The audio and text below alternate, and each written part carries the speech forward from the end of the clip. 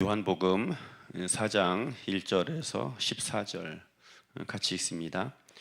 예수께서 제자를 삼고 침례 베푸시는 것이 요한보다 많다 하는 말을 바리새인들이 들은 줄을 주께서 아신지라. 예수께서 친히 침례를 베푸신 것이 아니요 제자들이 베푼 것이라. 유대를 떠나사 다시 갈릴리로 가실새 사마리아를 통과하여야 하겠는지라. 사마리아에 있는 수가라 하는 동네에 이르시니 야곱이 그 아들 요셉에게 준 땅이 가깝고 거기 또 야곱의 우물이 있더라. 예수께서 길 가시다가 피곤하여 우물 곁에 그대로 앉으시니 때가 6시쯤 되었더라. 사마리아 여자 한 사람이 물을 기르러 왔음에 예수께서 물을 좀 달라 하시니 이는 제자들이 먹을 것을 사러 그 동네에 들어갔음이러라. 사마리아 여자가 이르되 당신은 유대인으로서 어찌하여 사마리아 여자인 나에게 물을 달라 하나이까 하니 이는 유대인이 사마리아인과 상종하지 아니함이러라. 예수께서 대답하여 이르시되 내가 만일 하나님의 선물과 또 내게 물 좀 달라 하는 이가 누구인 줄 알았더라면 내가 그에게 구하였을 것이요 그가 생수를 내게 주었으리라. 여자가 이르되 주여 물기를 그릇도 없고 이 우물은 깊은데 어디서 당신이 그 생수를 어찌사옵나이까? 우리 조상 야곱이 이 우물을 우리에게 주셨고 또 여기서 자기와 자기 아들들과 짐승이 다 마셨는데 당신이 야곱보다 더 크니까? 예수께서 대답하여 이르시되 이 물을 마시는 자마다 다시 목마르려니와 내가 주는 물을 마시는 자는 영원히 목마르지 아니하리니 내가 주는 물은 그 속에서 영생하도록 솟아나는 샘물이 되리라. 아멘. 오늘 요한복음 4장입니다. 1절에서 14절 말씀. 예수님은 누구신가 하는 말씀의 제목입니다. 세상에 있는 종교들을 우리가 분류를 할 때 계시 종교가 있습니다. 그리고 또 하나는 토템, 무속 종교가 있죠. 기타 이제 또 다르게 분류할 수 있겠지만 크게 보면 두 가지로 분류가 됩니다. 기독교는 어디에 속하느냐 하면 이제 계시 종교에 속합니다. 말하자면 하나님께서 우리에게 말씀을 주셨고 자신을 나타내신 것입니다. 그래서 보여주고 나타나신 대로 말씀하신 대로 믿는 것, 이것을 계시 종교라고 합니다. 그래서 계시 종교는 경전이 있습니다. 성경을 가지고 있는 거죠. 그리고 토템, 무속 신앙은 세계 어느 나라나 다 있습니다. 종교가 없는 나라는 없죠. 그래서 나름대로 내가 믿고 싶은 대로 믿는 것, 그것이 이제 무속 종교가 되겠습니다. 그런데 점점 시간이 지나면서 어떤 현상이 벌어지게 되는가 하면 계시 종교가 점점 무속화되어가는 경향이 짙게 나타납니다. 그리고 계시보다는 가장 오래된 것이 사실 무속이죠. 어떤 경전이 생기기 전에 하나님께서 우리에게 당신을 나타내시기 전에 사람들은 무언가를 기대고 싶고 믿고 싶은 것입니다. 삶은 늘 불안하고 또 인간의 능력과 한계가 있기 때문에 무엇이라도 기대야만 삶의 마음의 안정을 누리기 때문이죠. 그래서 하여튼간에 자기보다 임금보다 조금만 더 힘이 있고 강하고 의지할 만한 것이 되면 그것이라도 아무 것이나 붙잡고 의지하려고 하죠. 그러다 보니까 각 나라마다 무속 종교가 나타나게 되고 이루어지게 된 것입니다. 그런데 이제 방금 말씀드린 것처럼 계시 종교도 시간이 점점 지나다 보면 자칫하면 무속 종교가 됩니다. 다른 것이 아니라 내가 믿고 싶은 대로 믿는 것, 내가 믿고 싶은 대로 믿고 내 나름대로 믿고 나름대로 붙잡는 것을 이야기를 합니다. 그래서 하나님이시지만 그분이 하나님이시지만 그냥 내가 알고 싶은 대로 알고 내가 믿고 싶은 대로 믿으면 그게 바로 무속 종교입니다. 하나님께서 경계하신 건 바로 이제 10계명, 1계명, 2계명에서 경계하신 게 바로 그거죠. 너를 위하여 그 어떤 형상이라도 만들지 말라 하는데 거기에는 그 하나님의 형상도 같이 포함이 되는 것입니다. 그래서 믿고 싶은 대로 믿는 게 아니라 계시한 대로 나타나고 보여준 대로 믿어야 한다라고 말씀을 하고 있는 것이죠. 우상 숭배하면 그냥 어떤 나무나 돌이나 어떤 큰 어떤 느티나무 같은 거, 또 아니면 내가 깎아만든 불상들, 이런 형상들을 섬기는 것을 우상 숭배라고 우리가 많이 이야기를 하는데 맞긴 하지만 하나님이라도 또 그것이 설령 십자가라도 무엇이 되었든지 간에 그것을 내가 믿고 싶은 대로 믿고 붙잡으면 그게 바로 우상 숭배가 된다라는 것입니다. 이런 부분에 대해서 우리가 좀 경각심을 가질 필요가 있습니다. 성경에서 말하는 바 예수님은 어떤 분이냐, 하나님은 어떻게 자신을 우리에게 나타내고 계시냐는 것들을 계속 살펴야 합니다. 그래서 성경에서 말하고 있지 않은 하나님, 또 성경에서 계시하고 있지 않은 예수님을 붙잡는 일이 없어야 합니다. 성경이 말씀하고 있고 하나님께서 우리에게 보여주고 있는 그 하나님, 그 예수님을 발견하고 찾고 믿어야 합니다. 그 신앙이 올바른 신앙이 되기도 하고, 또 어떤 부분에 어떤 상황에서든지 간에 힘이 있고 또 권능이 있는 믿음이 되는 것이죠. 그래서 어떤 권능이 있다, 힘이 있다라고 할 때 그것은 어떤 내적인 확신, 내가 가지고 있는 확신이 강할 때 힘 있는 것이 아닙니다.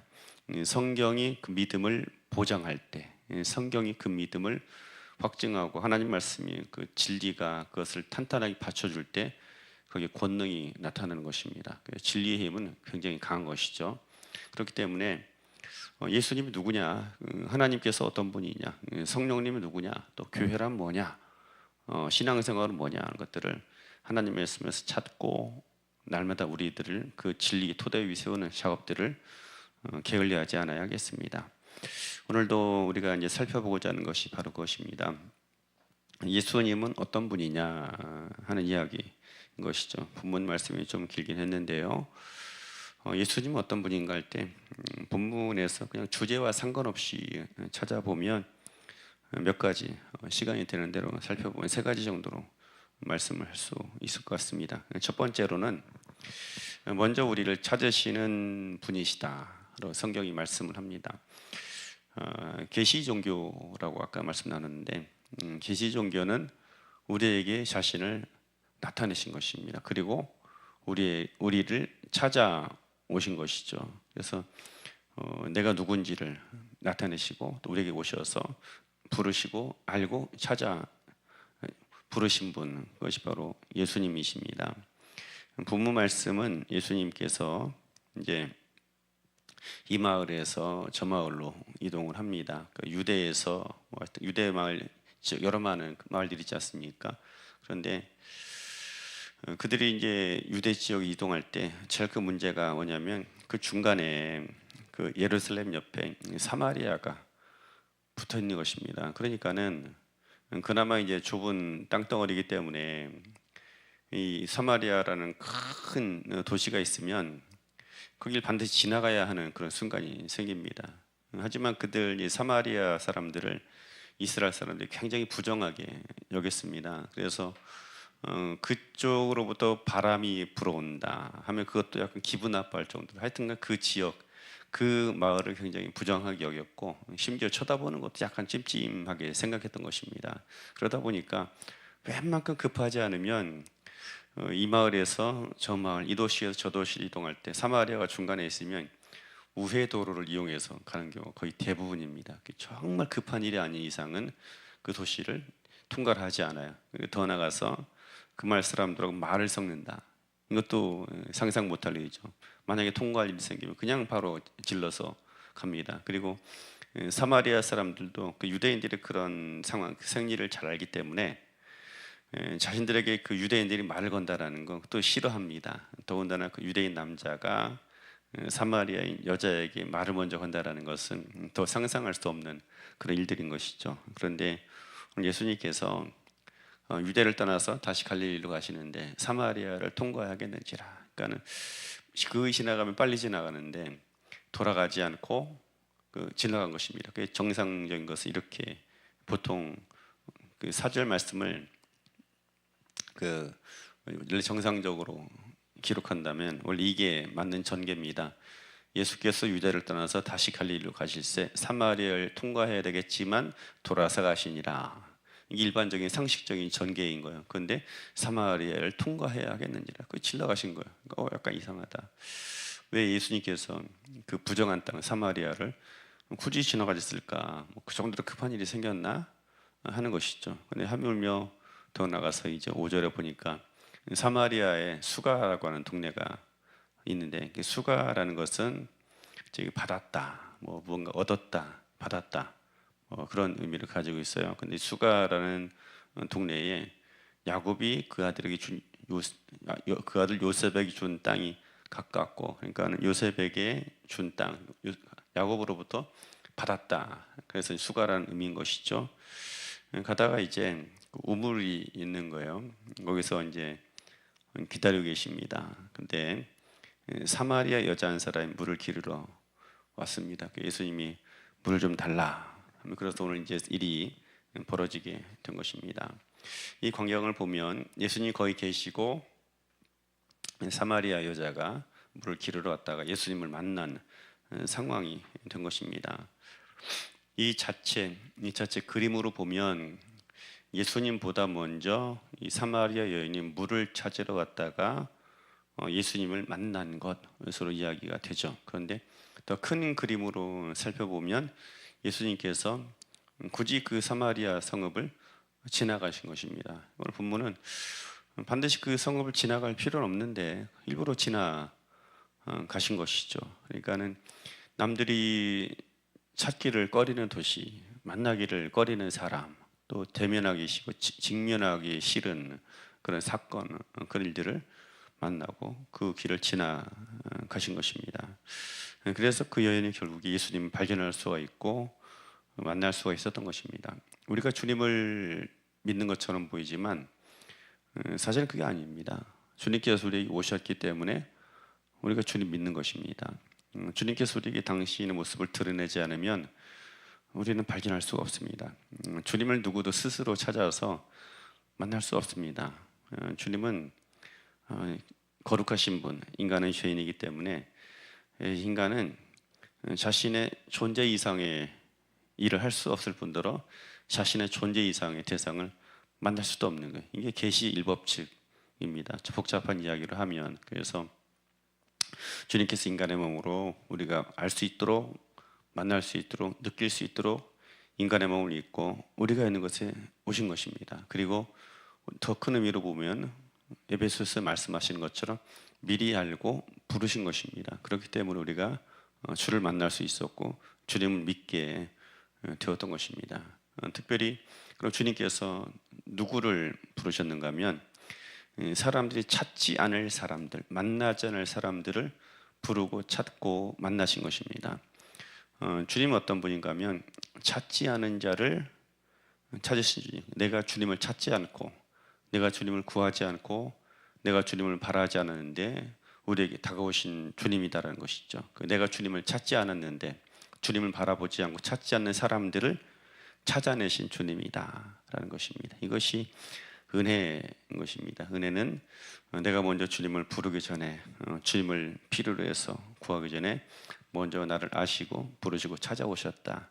그것이 바로 은혜이며 예수님은 바로 그런 분이다 라는 것입니다. 그래서 우리가 그 믿음을 생각할 때에 우리 감정이나 또 아니면 우리의 행동, 우리 생각들, 이것들이 믿음의 근거가 되면 그 믿음은 위험해질 수밖에 없어요. 내 상황에 따라서 요동하고 흔들리기 때문이죠. 그러나 나의 상황과 상관없이 우리에게 찾아오신 주님이다라고 하면 때로 우리가 요동하기도 하고 내 상태가 영 좋지 않고 그래도 소망이 있는 거죠. 왜냐하면 그 상태, 그 형편없고 연약할 때 아무것도 아닌데 먼저 우리에게 다가오셔서 우리를 찾아내셨기 때문인 것입니다.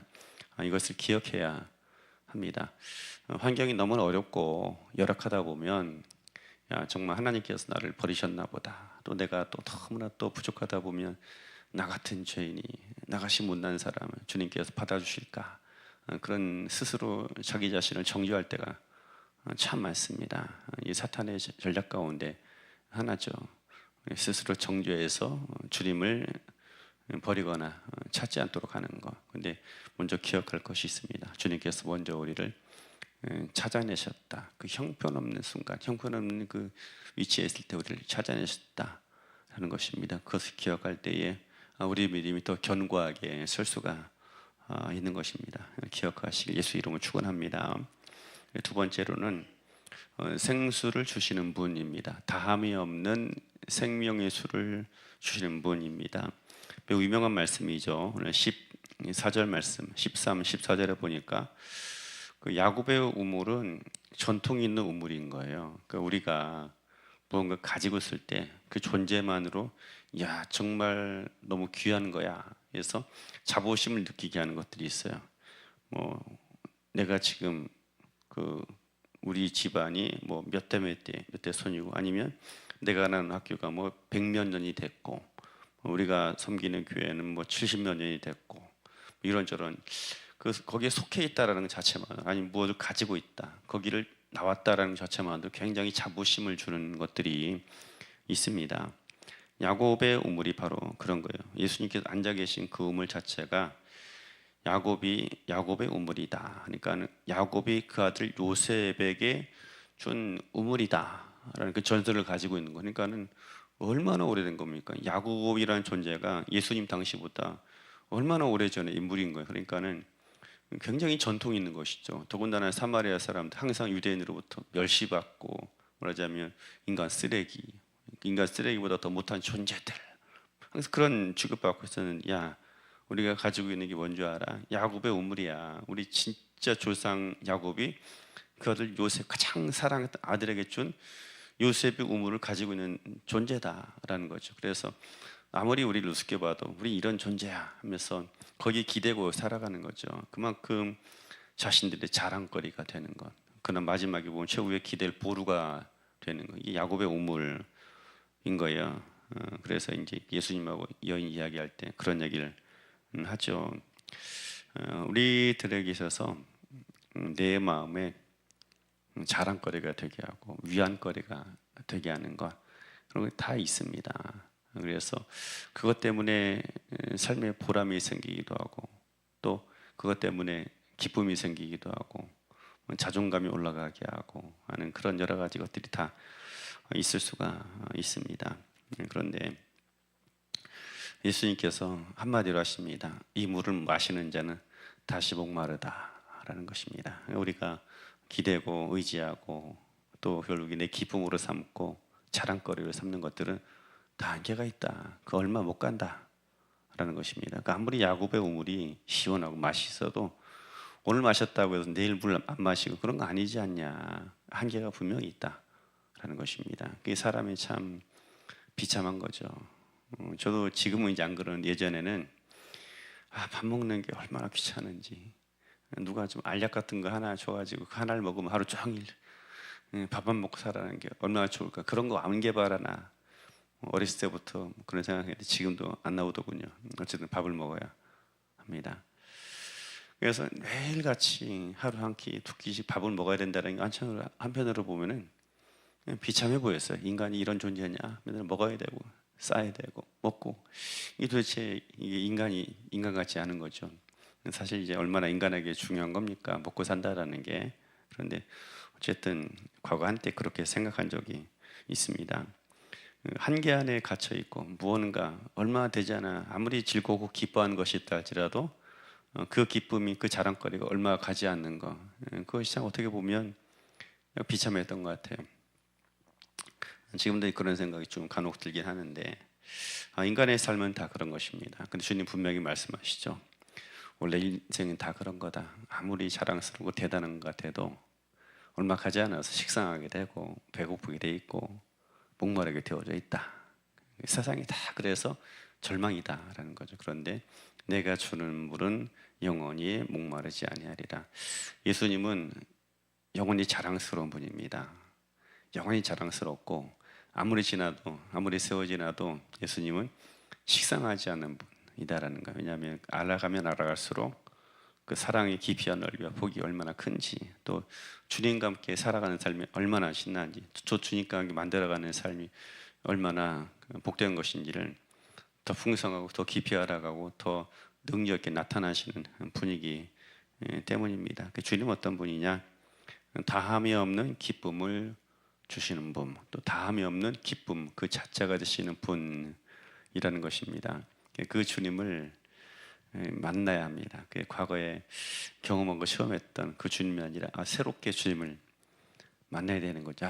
이렇게 놀라우신 분, 또 더 놀라우신 분이구나, 더 존귀하신 분이구나. 그리고 그분께서 나를 얼마나 더 귀하게 여기고 더 존귀하게 여기시는지 그걸 깨닫는 것이 기독교.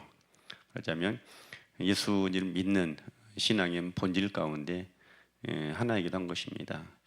하나님을 발견하는 것은 나를 발견하는 것입니다. 하나님의 존귀함을 깨닫는 것은 또 인생의 존귀함을 깨닫는 거죠. 하나님을 알면 정말 나 같은 죄인이, 그래서 못난 자, 부족한 사람, 있으나마나 그 벌레 같은 사람, 비참할 것 같아 보이지만 그렇지 않습니다. 하나님을 알면 그 하나님이 우리를 얼마나 더 존귀하게 여기시고, 하나님을 알면 그 하나님께서 내 삶에 대해서 얼마나 중요하게 여기시고 간섭하고 지켜보고 동행하시는지를 깨닫게 됩니다. 그래서 하나님을 아는 것과 인간을 아는 지식은 연결되어 있다라는 것입니다. 그래서 주님은 어떤 분이냐? 주님을 알면 할수록 다함이 없는 기쁨을 주시는 분, 다함이 없는 기쁨이 되시는 분입니다.